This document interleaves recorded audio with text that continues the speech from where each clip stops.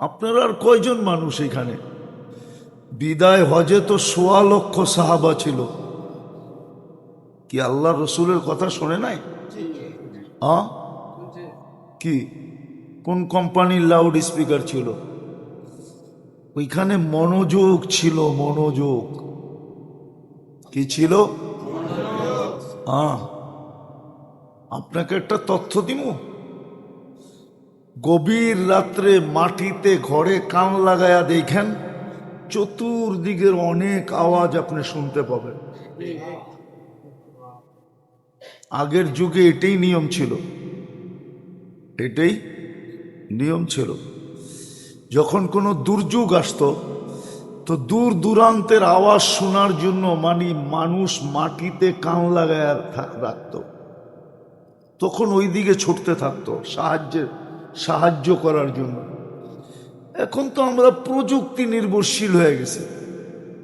কি প্রযুক্তি নির্ভরশীল হওয়ার কারণে আমাদের মেধা দিন দিন বাড়তেছে না, কমতেছে। আমাদের ছেলেরা 17 নামতা কোনো ইউনিভার্সিটির ছেলেও বলতে পারবে না। চ্যালেঞ্জ না, মনে হয় উনি রাগ হয়ে গেল। 17 নাম্বারের নামতা, 17 দুগুণী 34, এরকম 10 পর্যন্ত কোনো ইউনিভার্সিটির ছেলেও এখন বলতে পারবে না।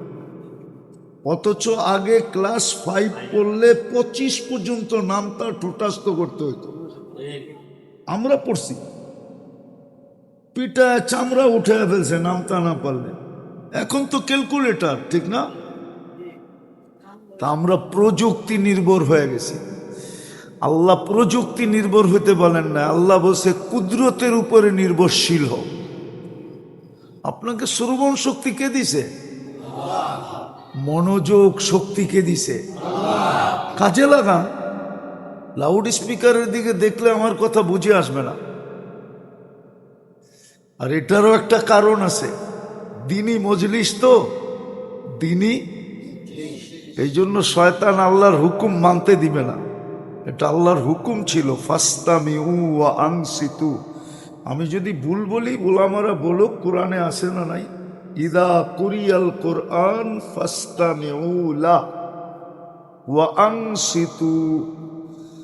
কোরআনই কথা যখন শুনো, তো যেটা বুঝাইতেছিলাম, লম্বা করব না, শর্টেই বোঝা আসবে ইনশাআল্লাহ মনোযোগ দিলে।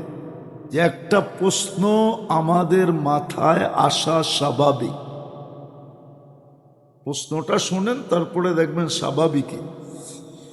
যে আমি সৃষ্টির সেরা, কথার ঘুরাইলাম না, লম্বা করলাম না, শর্টে চলে গেলাম, এটা দোষ আপনাদেরই, আমার না। লাউড স্পিকারের দিকে যাওয়ার কারণে না, কথা ওইখান থেকে আসে, এইখান থেকে না। কথার সংযোগ ওইখানের সাথে। আমাদের মাথায় এই প্রশ্নটা আসা স্বাভাবিক যে আমি সৃষ্টির সেরা, জন্মগতভাবেও আমি সেরা, গঠনগতভাবেও আমি সেরা, রূপগতভাবেও আমি সেরা, বিবেক বুদ্ধিগত বিদ্যাগতভাবেও আমি সেরা, আধিপত্যগতভাবেও আমি সেরা। দুনিয়ার আধিপত্য আল্লাহ একমাত্র আমাদেরকে দিছেন। হুয়াল্লাযী খালাকা লাকুম মা ফিল আরদি জামিআ। আমি যেই কটা বললাম সব কটা কোরআন দিয়া প্রমাণিত। আল্লাহ বলে জমিনের আধিপত্য তোমাকে দিছি। সমগ্র সৃষ্টি আমাদের অধীন করছেন। অধীন যদি না করত তাহলে সোনার গায়েও মাঝে মাঝে হাতি দিয়া ছোট্ট ছোট একটা বাচ্চা ভিক্ষা করতে আসে। দেখছেন কখনো? না, মনে হয় দেখেন না। দূর মিয়া, দেখছেন না, করতেছেন কেন? হাতির পিঠে ছোট একটা বাচ্চা থাকে, আর ও দোকানে দোকানে যে 10 টাকা 20 টাকা নেয়, এটার নামই ভিক্ষা করা, ঠিক না? কিন্তু হাতিটা টাকাটা নিয়ে কাকে দেয়? ওই বাচ্চাকে দেয়, ঠিক না? হাতির সামনে বাচ্চার কোনো তুলনা হয় নাকি? পার্সেন্টেজ হয় নাকি? হাতি কেন দেয়? হাতি জানে পিঠেরটা ছোট হইল রাজা, আমি তার অধীন, আল্লাহ আমাকে ওর অধীন করছে। না দিলে খবর আছে আমার, না দিলে খবর আছে। এই জন্য ও কখনো উল্টা করে না, নিজের মুখের ভিতরে ঢুকায় না, নেয় বাচ্চার হাতে দিয়া দেয়, ঠিক না? হ্যাঁ, তো সমগ্র সৃষ্টি আমাদের অধীন।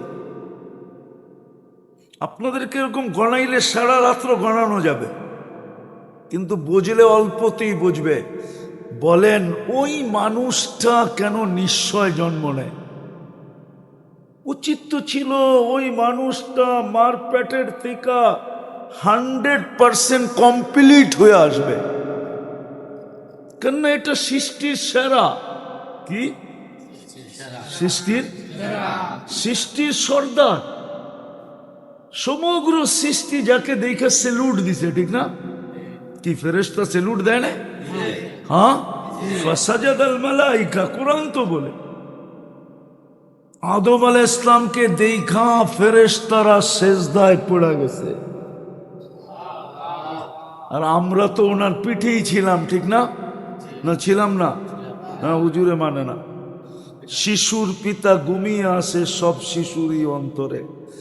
আমরাও আদম আলাইহিস ইসলামের পিঠে ছিলাম, তো আমাদেরকে দেখে তো ফেরেশতা সালাম দিল, সেলুট দিল, সেজদা দিল। আমি কেন দুনিয়াতে নিশ্চয় আসলাম? আমার কেন দাঁত ছিল না? আল্লাহই তো বলে ফালা লাকা সিন্নুন তাক্তা, তুমি যখন মার পেটের থেকে আসছিলা তোমার দাঁত ছিল না, কোত্থেকে কাটবে? ওয়ালা লাকা লিসানুন তান্তিক, তোমার জিহ্বা ছিল কিন্তু বাকশক্তি ছিল না। ওয়ালা লাকা উযুনুন তাসমা, কান ছিল কিন্তু শ্রবণ শক্তির কার্যকারিতা ছিল না। ওয়ালা লাকা আইনুন তানদুর, চক্ষু ছিল দৃষ্টি শক্তির কার্যকারিতা ছিল না। ওয়ালা লাকা আকলুন তুমাইয়িজ, মগজ ছিল ভালো মন্দ বুঝার ক্ষমতা তো তোমার ভিতরে ছিল না। ওয়ালা লাকা কলবুন তাতাফাক্কার, দিল ছিল চিন্তা করার ক্ষমতা তোমার ভিতরে ছিল না। ওয়ালা লাকা ইয়াদুন তাফতিশ, হাত ছিল, কর্ম তো দূরের কথা ধরার ক্ষমতাই ছিল না। ওয়ালা লাকা রিজলুন তামশি, পাও ছিল কিন্তু চলার ক্ষমতা ছিল না। কুনতা সগীরা, তুমি বড় ছোট ছিল আকৃতিতে। যাইফা, বিলকুল দুর্বল ছিল, বিলকুল দুর্বল। কুনতা জাহিলা, তুমি বিলকুল অজ্ঞ ছিল। এটার নামই আল্লাহ বলে কুনতা মিসকিনা, তুমি বড় নিশ্চয় ছিল। কেন? আমি তো সৃষ্টির সেরা, আমার উচিত তো ছিল কমপ্লিট হয়ে আসা। মুরগির বাচ্চা কমপ্লিট হয়ে আসলো মাত্র 21 দিনের মাথায়। বাহির হয়ে মুরগির বাসায় চিকচিক করে কথা বলতে শুরু করলো। খাদ্য দেখতে দেরি, চিনতে দেরি করলো না, ঠোঁট মারতে লাগলো, ঠিক না? হ্যাঁ, ডাইনে বামে ছুটাছুটি করতে লাগলো, ঠিক না? দুশ্মনকে চিনা ফেললো। মা ডাক দিতে দেরি, ডানার নিচে ঢুকা নিজেকে সুরক্ষা করতে দেরি করে না। মাত্র 21 দিনে। মুরগির নিচে ডিম কয়দিন থাকে? 2-3 সপ্তাহ, 21 দিন।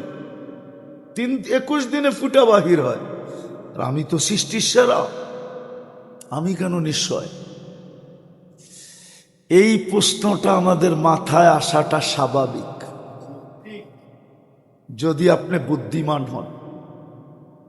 আপনার ভিতরে যদি বিবেক বুদ্ধি, যুবক ভালো মতে বোঝো, নাইলে সামনেরটা বুঝে আসবে না আমি যা বুঝাইতে চাইতেছি, নাইলে জীবনটা কেটে যাবে। হ্যাঁ, নামটা সোনার গায়ে হইলে কি হবে? এটা সোনা দিয়া তৈরি না। নামটা যদিও সোনার গাও, কিন্তু এটা কি দিয়া তৈরি না? সোনা দিয়া তৈরি না, এটা মাটি দিয়েই তৈরি। সোনাটা তো সামনে রয়ে গেছে। জান্নাত সোনা দিয়া তৈরি, এন্টার সোনা।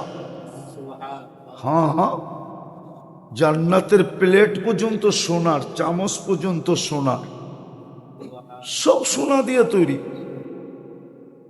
সব আসবাবপত্র সোনার তৈরি, ফার্নিচার সব সোনার তৈরি, বাড়িগুলো সোনার ইট দিয়ে তৈরি।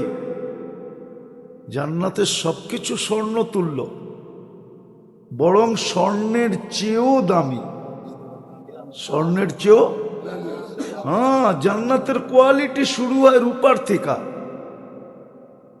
রূপার চেয়ে সোনা দামি, সোনার চেয়ে জবরজুদ দামি, জবরজুদের চেয়ে জমররুদ দামি, জমররুদের থেকে ইয়াকুত দামি, ইয়াকুতের থেকে মারজান দামি, মারজানের থেকে মুক্তা দামি, মুক্তার থেকে সবচেয়ে টপে হলো হীরা দামি। এই 8টা হলো জান্নাতের উপাদান। এটা হ্যাঁ, নাইলে বড় পস্তাইতে হবে, বড় পস্তাইতে হবে। আমি যে প্রশ্নটা তুলছি এটা যদি না বুঝলাম বড় পস্তাইতে হবে। হ্যাঁ, আপনি বলবেন জান্নাতের পরিধি তো বাড়ি রূপে না, জান্নাত তো কাউকে আল্লাহ বাড়ি রূপে দিবে না, প্লট রূপে দিবে না। প্লট হইলি কত বড় প্লট! হ্যাঁ, দুনিয়ার বাংলাদেশের সবচেয়ে বড় বাড়ির প্লট কাদের কাছে? গুলশানে 1 বিঘার উপরে নাই, 1 বিঘার উপরে নাই। ধানমন্ডিতে এগুলো সব সরকারি প্লট দেওয়া, এটাও সবচেয়ে উপরেরটা 1 বিঘা। হ্যাঁ, ডিউএইচএস 10 কাঠার উপরে নাই। আমি ঘুরা ঘুরা বলতেছি 10 কাঠার উপরে নাই। জান্নাত তো আল্লাহ সবচেয়ে ছোট দিবে, এই দুনিয়ার 10 গুণ সমান। জান্নাত তো রেডি দিবে, রেডি। জান্নাত কিরকম জানেন? নতুন জামাই, নতুন শ্বশুর বাড়ি। আরে সুবহানাল্লাহ পরে বলেন, আগে বোঝেন। নতুন জামাই, নতুন শ্বশুর বাড়ি। নতুন জামাই নতুন বাড়ি না, নতুন জামাই নতুন শ্বশুর বাড়ি। কাম শুধু এতটুক, খাবে আর ঘুমাবে। এটাই তো কি ব্যয় ব্যবস্থা করার দায় দায়িত্ব কার?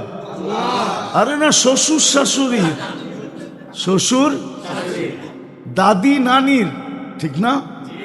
এরা দুইজন কি করবে? খাবে আর ঘুমাবে। জান্নাত তো এরকমই, খালি ফুর্তি করবে আর ঘুমাবে আর খাবে। জান্নাতে ঘুম নাই। জান্নাতে কি নাই? ঘুম নাই। উনি আবার আশ্চর্য হয়ে গেছে, ঘুম ছাড়া থাকমু কেমনে, ঠিক না? জান্নাতে ঘুম নাই। ঘুম তো মৌত। ঘুম কি? নাইলে দোয়া পড়েন কেন? আমুতু আহিয়া বিইসমিকা আমুতু। হ্যাঁ, মৃত্যুর একটা প্রকার হলো ঘুম। এই জন্য জান্নাতে ঘুম নাই। জান্নাতে কি নাই? ঘুম নাই। ঘুম হবে না, সারাদিন খাবে আর ফুর্তি করবে। কি নতুন শ্বশুর বাড়ি, নতুন জামাই, সারাদিন ফুর্তি করা আর খাওয়া আর ঘুমানো। কিন্তু জান্নাতে একটা নাই, খাওন আছে, ফুর্তি আছে, ঘুম নাই। শ্বশুর বাড়িতে 3টা আছে। কি আছে? না, আমি আপনি মনে হয় বিয়া শাদী করেন না, শ্বশুর বাড়ি ছিলই না। নতুন জামাই, নতুন শ্বশুর বাড়ি, ওইখানে 3টা কাম, ফুর্তি, খাওন আর। জান্নাতে একটা নাই, খাওন আছে, ফুর্তি আছে, শুধু ঘুম নাই। ঘুম যদি থাকতো তাহলে ফুর্তিতে একটু শর্ট হইতো, শর্ট। আল্লাহ বলে না, শর্ট করা যাবে না, ফুল প্যাকেজ। ঘুম হইলে একটু শর্ট হবে না? হ্যাঁ, আপনারা তো কোনো কিছু শুনেন, শোনারকার মানুষ তো সারাদিন খালি শোনার চিন্তা করেন, ঠিক না? বাকি কিছু পড়েন টারেন তো না, ঠিক না? হ্যাঁ, তো জান্নাত হলো আল্লাহর মেহমান খানা। এই জন্যই তো আল্লাহ বলছে আল্লাহ আমার কথাটাই বলছে। আল্লাহ বলছে আনতাহইয়া ফালা তামুতু আবাদা, চিরদিনের জন্য দিব, মৌত তোমার কাছে কোনোদিন আসবে না। আনতাশিব্বু ফালা তাহরামু আর আবাদা, চিরদিন জোয়ার থাকবে, বাটাকে কোনোদিন তোমার ওইখানে যেতে দিব না। বাটা বোঝেন? হ্যাঁ, আরে বোঝেন নাই, বুঝছেন? কি বুঝছেন? কি কি বুঝছেন? কি কি কি কি বুঝছেন? আবার রাগ হয়ে যাইব। একদিন ছিল জোয়ানি জোয়ান, জোয়ানি জোয়ান, এখন বাটা আসছে, ঠিক না? এই বাটা জান্নাতে নাই। জান্নাতে জোয়ারই জোয়ার, যৌবন বাড়বেই বাড়বে, বাড়বেই বাড়বে, বাটা হবে না। ডেলি যদি 1000 বারও ব্যবহার হয় তারপরও বাটা হবে না। 100 বার তো কমসে কম হবে ব্যবহার, কিন্তু যদি 1000 বারও হয় তারপরে কি হবে না? বাটা হবে না। আল্লাহ এটাই বলছে আনতাশিব্বু ফালা তাহরামু আবাদা, চিরদিন জোয়ার হবে, বাটা ওই জগতে নাই। বাটা শুধু দুনিয়াতেই আছে। যৌবনের বাটা আছে, বয়সের বাটা আছে, বরত্বের বাটা আছে, পদের বাটা আছে, বাটা এখানেই আছে। হ্যাঁ, বাটা এইখানেই আছে, ঠিক না? ওইখানে কোনো বাটা নাই। তৃতীয় আনতাসিহু ফালা তামরাজু আবাদা, চিরদিন সুস্থ থাকবে, অসুস্থের ছোঁয়া কোনোদিন লাগবে না। আনতানামু ফালা তাইয়াসু আবাদা, চতুর্থ হলো নেয়ামত বাড়বে, খাইতে খাইতে খাইতে খাইতে ব্যবহার করতে করতে করতে তুমি বিন্দুও কমাইতে পারবে না। হ্যাঁ, প্রত্যেক জান্নাতি যদি প্রতিদিন পুরো জান্নাতীদেরকে দাওয়াত খাওয়ায় আর যুগের পর যুগ খাওয়াইতে থাকে, তারপরও কিঞ্চিত কমাইতে পারবে না। কিঞ্চিত কিঞ্চিত কমাইতে পারবে না, কিঞ্চিত কমাইতে পারবে না। তারপরেরটা আসল। আল্লাহ বলে মা তাশতাহি আনফুসুকুম, নতুন জামাই, নতুন শ্বশুর বাড়ি, শ্বশুর শাশুড়ি, দাদি নানি সারাদিন জামাইয়ের পছন্দ আর ইচ্ছা তালাশ করতে থাকে। জামাই কি পছন্দ করে আর ইচ্ছা কি, ঠিক না? আল্লাহ বলে আমার মেহমান খানে আমি দেখবো মা তাশতাহি আনফুসুকুম, তোমার মন কি চায় এটাই দেখতে থাকবো। চিরদিন এটা দেখবো তোমার মন কি চায়। চাইতে দেরি, আমরা উপস্থিত করতে দেরি হবে না।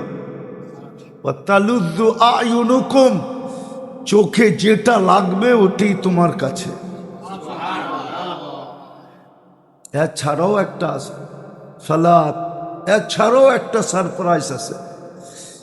আল্লাহ গিফট দিবে ফালা তা'লামু নাফসুম মা উখফিয়া লাহুম মিন কুররাতি আয়ুনিন। আল্লাহ বলে যতটুকু পাইলা, যতটুকু তুমি ইচ্ছা চাওয়ার দ্বারা নিলা, তারপরও কোটি গুণ আমরা তোমাকে খুশি করার জন্য বানায়া লুকায়া রাখছি। মাঝে মাঝে পর্দা উঠাবো আর তোমাদেরকে অবাক করে দেব। তো আমি বুঝাইতেছিলাম আপনাদেরকে যে একটা প্রশ্ন আমাদের মাথায় আসা স্বাভাবিক, যে আমি তো সৃষ্টির সেরা, সর্বদিকে সেরা, আমার মতো সৃষ্টির ভিতরে কোনো শ্রেষ্ঠত্বের মালিক কেউ নাই। কাউকে আল্লাহ মালিক বানান নাই, সবকিছুর মালিক আমাকে এককভাবে বানাইছেন। দুনিয়ার মালিকও আমরা, আবার আখেরাতের মালিকও কিন্তু আমরা। দুনিয়ার সুখও আমরা ভোগ করব, আখেরাতের জান্নাতও আমরাই ভোগ করব। ওই মানুষটা নিশ্চয় আসে কেন? আমি নিশ্চয়ের চিত্রটা দেখাইলাম আপনাদেরকে একটু আগেই। কেন এরকম নিশ্চয় মারপেটের থেকে আসে? উচিত তো ছিল ও কমপ্লিট হয়ে আসবে, ঠিক না? কিন্তু ওর তো কথা বলতেই 2-2.5 বছর লাগে, হাঁটতে তো 2-3 বছর লাগে, ঠিক না? কি প্রাপ্ত তো বয়স্ক হইতেই 15 বছর লাগে, ঠিক না? কি বলেন? হ্যাঁ, শিক্ষিত দীক্ষিত হইতে হইতে হইতে অনেকজনে বুড়া হয়ে যায়। ঠিক, যারা ডক্টরেট ফক্টরেট করে বড় বড় শিক্ষায় শিক্ষিত হয়, ওগো দেখবেন বিয়ার আগেই মাথার চুল শেষ। ঠিক, বিয়ার আগেই কি মাথার চুল শেষ। বাঁচবেই তো 60-70 বছর, ঠিক না? হ্যাঁ, 40 বছর যদি মেশিন ধার করতে করতে চলে গেল, বাকি রইল 20 বছর, কি করবে ও, ঠিক না? একটা কাহিনী শোনামু, শোনামু, সত্য, কিন্তু সত্য, কোনো মিথ্যা না। আমি প্রথম জাপানে গেছি 2005-এ, তারপরেও গেছি। তো ওই সময় বিক্রমপুরের লোক খুব জাপানে ছিল। কি, বিক্রমপুর, এই নরসিংদী, বিক্রমপুর, মুন্সিগঞ্জ, নারায়ণগঞ্জ, পুরাটা জাপানি এই 2 জেলার লোক দিয়েছিল। তো আমি একদিন রাত্রে 11টার সময় একজনের কাছে গেছি, তাবলিগের কাছে গেছি। তো যে দেখতেছি রাত্র 11টায় বেলি ব্রিজের বড় বড় ইয়েগুলা, অ্যাঙ্গেলগুলো আছে না, ওগুলা ও ফিনিশিং করতেছে। আমি ওরে জিজ্ঞেস করলাম, বাবা রাত্র 11টা তুমি কাজ করতেছো? হুজুর আসছি তো কাজ করতে। ঘন্টা বেসিস বেতন, 1 ঘন্টা করলেই তো এতটি টাকা, ঠিক না? হ্যাঁ, আমি জিজ্ঞেস করলাম তোমার বয়স কত? 40 বছর। আসছো কবে? পড়ায় 20 বছর। তুমি বিয়ে করছো? না। ওভার স্টে বুঝেন, ভিসা নাই, আসলে একবারই চলে আসতে হবে। আমি ওরে বললাম তোমার বয়স 40 বছর, মাইনা নাও। তোমার 60 বছর বয়স, তাহলে তোমার হাতে আছে মাত্র 20 বছর। তুমি বাড়ি যাবা কবে? বিয়ে করবা কবে? বিয়ে করলেই তো ওই দিন বাচ্চা হবে না, তাইলে তো তুমি বাচ্চা কাচ্চাকে মানুষ হওয়া দেখা যেতে পারবে না। তুমি 20 বছর জাপানে কাজ করতেছ, তুমি তো কালকে ইচ্ছা করলে যেতে পারবে না। তাহলে তো তুমি খালি টাকাই দেখলা, দুনিয়ার জীবনের এনজয় তো দেখো না। একটা পুরুষের জীবনের এনজয়, সবচেয়ে বড় এনজয় কি? বউ বাচ্চা, ঠিক না?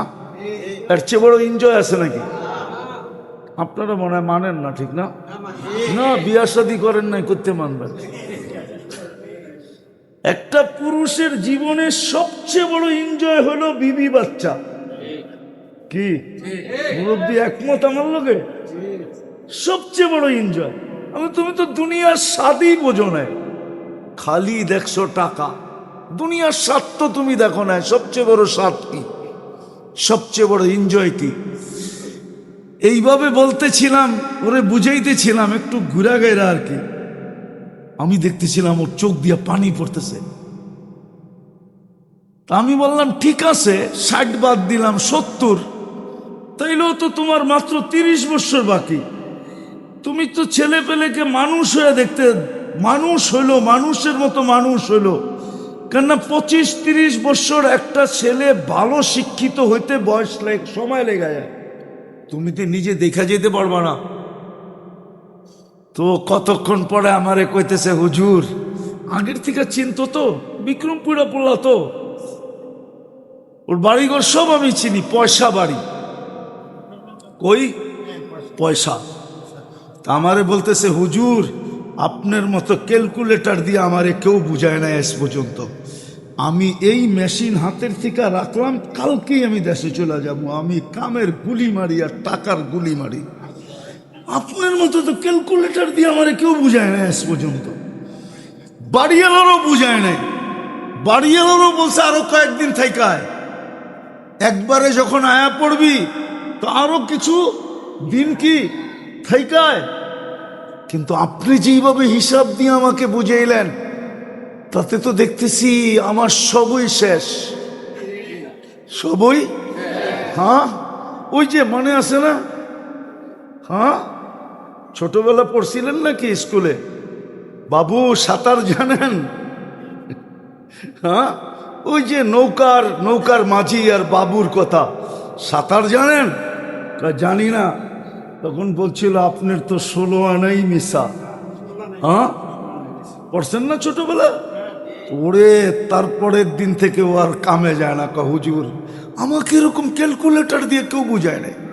আমি যেটা আপনাদেরকে বুঝাইতে চাইতেছি, যে একটা প্রশ্ন আমাদের মাথায় আসা স্বাভাবিক, যে আমি সৃষ্টির সেরা, কিন্তু আমি নিশ্চয় কেন অস্তিত্ব নিলাম? কারণ কি জানেন? আল্লাহ আমাদেরকে ছোট একটা মেসেজ দিছে। এই জন্যই আমাদেরকে আল্লাহ নিশ্চয় অস্তিত্ব দিছেন সৃষ্টির সেরা হওয়া সত্ত্বেও। হবে কোনো সৃষ্টির বুঝার প্রয়োজন নাই। কেন? কোন সৃষ্টির জন্য আল্লাহ সফলতা রাখেন নাই, অসফলতা রাখেন নাই। কোন সৃষ্টির জন্য জান্নাতও রাখেন নাই, জাহান্নামও রাখেন নাই। এমনকি জিবরিল আলাইহিস সালাম পর্যন্ত জান্নাতে যাবে না। উনি জীবনে একবার জান্নাত দেখছে, আর কোনোদিন দেখার সুযোগ ওনার হবে না। উনি জীবনে একবার দেখছেন। আল্লাহ বানানোর পরে ওনাকে দেখাইছিলেন যে দেখা আসো তো জান্নাতটা কিরকম বানাইলাম। তো ওনার উক্তি ছিল, এটার নাম যে শুনবে ও ঢুকা ব্যতীত থাকবে না। ও ঢুকা ব্যতীত থাকবে না, ও ঢুকবেই ঢুকবে। তো উনি জীবনে একবার দেখছেন, তারপরে জান্নাতকে আল্লাহ ঢাইকা দিছেন। হাদিসের শব্দ আছে বিল মাকারি, ঠিক না? মাকারি দিয়া ঢাইকা দিছেন। তারপরে দেখা বলছেন মনে হয় না একজনও ঢুকতে পারবে। এই দেওয়াল ডাঙ্গায়া, এই দেওয়াল টপকায়া মনে হয় একজনও ঢুকতে পারবে কিনা আমি জানি না। তো উনি জীবনে একবারই দেখছেন। জান্নাত ওনাদের জন্য না, কোন সৃষ্টির জন্য আল্লাহ জান্নাত বানায় না, আমাদের জন্য বানাইছেন। বিদায় আল্লাহ আমাদেরকে একটা মেসেজ দেওয়ার জন্য যেই প্রশ্নটা আপনাদের সামনে আমি দাঁড় করাইলাম, নিশ্চয় অস্তিত্ব দিছেন একটা মেসেজ বুঝানোর জন্য, একটা কথা বুঝানোর জন্য, যে মানুষ তুমি সৃষ্টির সেরা হইতে পারো। যতদিন তুমি দুনিয়ায় থাকবে, যদি তুমি সুখে থাকতে চাও, তো আমি আল্লাহ পাওয়া ব্যতীত তোমার সুখের কোনো রাস্তা নাই। বাড়ি সোনা দিয়া হোক তাতে কি আসে যায়? তুমি 3 বেলা সোনা বক্ষণ করো তাতে কি আসে যায়? তুমি দুনিয়ার টপ লেভেলে থাকো তাতে কি আসে যায়? কিন্তু তোমার দুনিয়ার জীবনে সুখও হবে না, এনজয়ও হবে না, মজাও হবে না।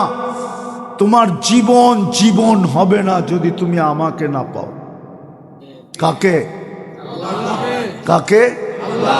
আল্লাহকে না পাইলে দুনিয়ার জীবন হবে না। কসম খোদার। আপনি যান আমার লোকে ঘুরা দেখেন। অস্ট্রেলিয়ার নাম শুনলে তো আপনাদের চক্ষু কপালে ওঠে, ঠিক না?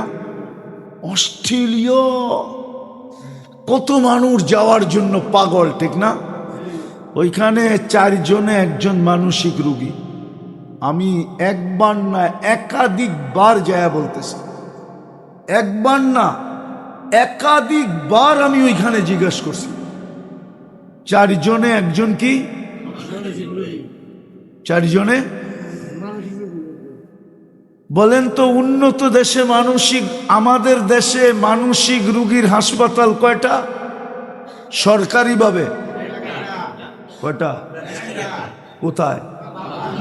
হ্যাঁ, আপনি উন্নত আমেরিকার নিউ ইয়র্কে যাই আপনি হাতের করে গয়না শেষ করতে পারবেন না সরকারিভাবে মানসিক হাসপাতাল কয়টা। হ্যাঁ, আমি টানা 10 বছর দূরে যেতেছি। উন্নত দুনিয়ায় মানসিক রোগী সবচেয়ে বেশি। কেন? ওরা তো উন্নত। মুসলিম দুনিয়ায় সবচেয়ে বেশি মানসিক রোগী কম। মুসলিম দুনিয়ায়। এটারও একটা দুনিয়ার ভিতরে বিজ্ঞানীরা এটাও দেখছে যে মুসলিম দুনিয়ায় মানসিক রোগী কম কেন। এটা রেজাল্ট শুনবেন? হ্যাঁ, কেন? কিন্তু আপনি তো মানতে চাবেন না, মানবেন? হ্যাঁ, মুসলমান দুনিয়ায় মানসিক রোগী এই জন্য কম যে মুসলমানরা উঁচুতে গর্দান মাসে করে, এই জন্য এখানে মানসিক রোগী কম। আমাদের উঁচুতে কি আছে? আছে না? না নাই? হ্যাঁ, যারা জুমা পড়ে ওরা সপ্তাহে একবার হইলেও করে, ঠিক না? আর যারা 5 ওয়াক্ত পড়ে ডেলি কয়বার? এই জন্য মুসলমানদের ভিতরে মানসিক রোগী কম। হ্যাঁ, আপনি বলবেন এটাকে আপনি বানায় বললেন? না না না, আমার কাছে প্রমাণ আছে।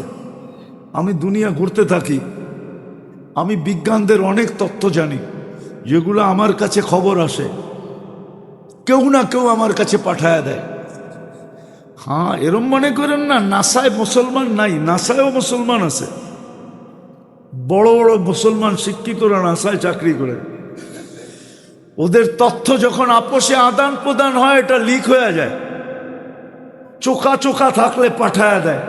যেমন এটা আমি ওদের থেকে নিছি। ওরা দেখছে মুসলমানের ভিতরে 18 কোটি মানুষ, একটা মাত্র মানসিক রোগী হাসপাতাল সরকারিভাবে। আপনি ভাবতে পারেন? অথচ অস্ট্রেলিয়ায় মাত্র 2.25 কোটি মানুষ। কত? 4 জনে 1 জন মানসিক রোগী, 4 ভাগের 1 ভাগ মানসিক রোগী। হ্যাঁ, আমি ফার্স্ট টাইম যেদিন যাই ওদিন আমি এয়ারপোর্টে নাইমেই জিজ্ঞেস করছি, বড় একজন বাঙালি কেমিস্ট্রি আছে ওই দেশে, মেলবোর্নে থাকে। আমি ওরে জিজ্ঞাসা করছি এখানে মানসিক রোগীর হার কত? আপনি তো জীবনে প্রথম আসলেন আর এয়ারপোর্টে নাইমে এটা জিজ্ঞেস করতেছেন কেন? আমি বলতেছি আচরণ ভালো মনে হয় না, মানসিক রোগী মনে হয়। আপনারে মাইপা হালাইলাম, আপনি পাবলিকটা কি? তখনই ও বলতেছে 4 জনে 1 জন মানসিক রোগী। 4 জনে। ওই যে আমার বাজান আছে, ওনার ছেলে পাপুয়া গিনিতে থাকে, ওরে জিজ্ঞাসা করেন ওইখানে মানসিক রোগী কয়জন? ওইখানে মনে হয় 50%ই ওদের আচরণ দেখলে মনে হয় পাগল। কি কি কি? 24 ঘন্টার ভিতরে 25 ঘন্টায় লোড থাকে। লোড, লোড বোঝেন? আরে মনে হয় বোঝেন না। লোড কি? লোড খায়া টাল, খায়া কি টাল থাকে 24 ঘন্টার ভিতরে 25 ঘন্টায় টাল। ও তো বলবো না, আমি গিয়ে আইছি এখানে, আমি ওগো হেডকোয়ার্টারে গিয়ে আসছি, বিলকুল মিডেলে জয়াপুরা। আমি 3 দিন ছিলাম এখানে, তাবলিগের ইস্তেমা ছিল, আজ থেকে অনেক দিন আগে। আমি চিনি।